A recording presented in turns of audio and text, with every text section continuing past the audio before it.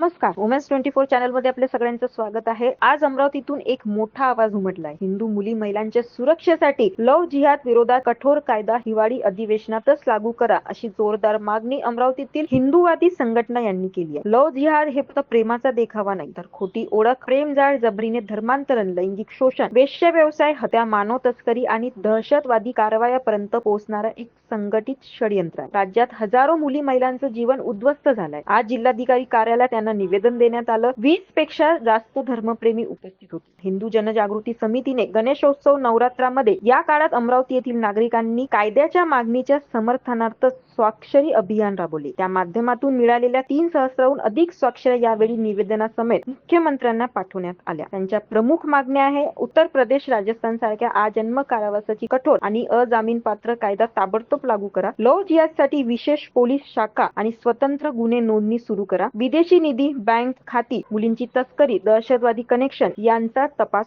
करा. जबरीने धर्मांतरण करणाऱ्या व्यक्ती, जिहादी संघटना, मौलवी आणि मस्जिदवर कायदेशीर बंदी घाला. रगरागिनी शाखेच्या अर्चना मावळे, बजरंग दल, RSS, शिवप्रतिष्ठान, सनातन संस्था, हिंदू जनजागृती समितीचे श्रीकांत पिसोडकर आणि इतर अनेक कार्यकर्ते या लढ्यात पुढे होते. मुलींच्या सुरक्षेचा हा लढा आपला लढा आहे. अशाच घडामोडीसाठी बघत रहा वुमेन्स 24 चॅनल. धन्यवाद.